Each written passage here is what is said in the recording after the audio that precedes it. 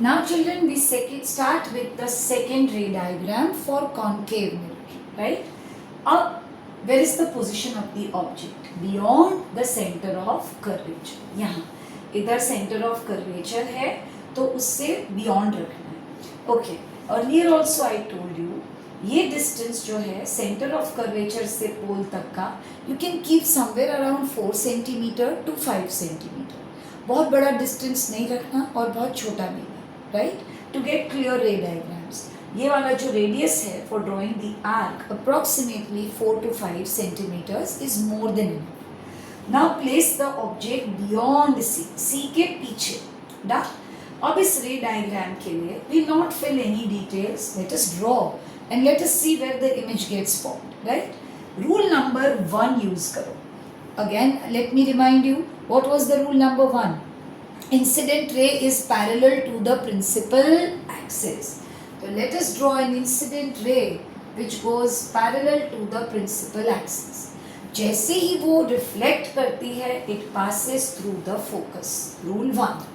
The reflected ray passes through the focus. I hope rule 1 is clear to all of you. Done? अब rule 3 apply करेंगे. Rule 3 कैसे apply करना है थोड़ा सा ध्यान से देख लो. Rule 3 was कि अगर incident ray passes through the center of curvature, right, तो रिफ्लेक्टेड भी वहीं से पास होगी. डन. अब इसमें एक रूल फॉलो करो कि जब ऑब्जेक्ट रखा होगा तो हर एक इंसिडेंट रे उसकी टिप से पास करनी है. ऑब्जेक्ट की जहाँ टिप है ए, वहाँ से incident ray you have to start, right. अब केयरफुली लुक हियर. जब हमको सेंटर ऑफ कर्वेचर से पास करनी हो, take a scale, okay, and इस टिप ऑफ द ऑब्जेक्ट को ज्वाइन करो सेंटर ऑफ कर्वेचर से स्ट्रेट, एंड उसी स्ट्रेट लाइन को कैरी फॉरवर्ड करो and hit the mirror. Again I repeat, for rule number 3 हमेशा ये पैटर्न फॉलो करना. Tip of the object, centre of curvature और मिरर तक एक straight line to be drawn. Okay, यहाँ से स्टार्ट करना है. It has to go through centre of curvature and hit here. Look, both my incident ray are starting from the tip of the object only. Now you only tell me, दोनों reflected rays कहाँ पर जाके cross करती है? इस point पे. Done? Look at the point.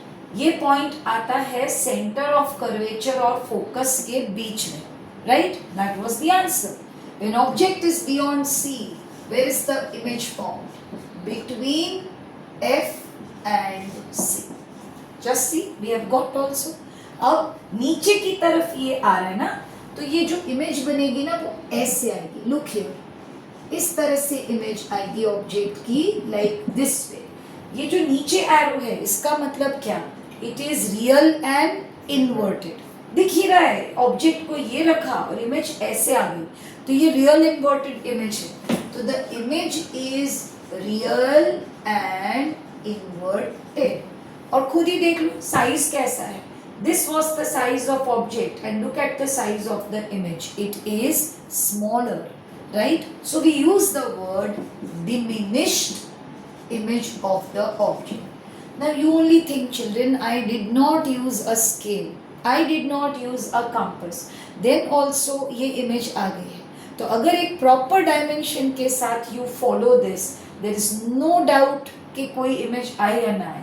और rules to be remembered. Second वाला रूल 2 and 1 and 3 से किया. 1 वॉज इंसिडेंट जाएगी parallel, reflected comes through focus. और दूसरा third rule very important, object का tip, centre of curvature and mirror सबको एक स्ट्रेट लाइन से ज्वाइन करना है. और जहाँ ये क्रॉस करेगा ये इन्वर्टेड इमेज है, because this was our principal axis. This is the image, real, inverted and diminished.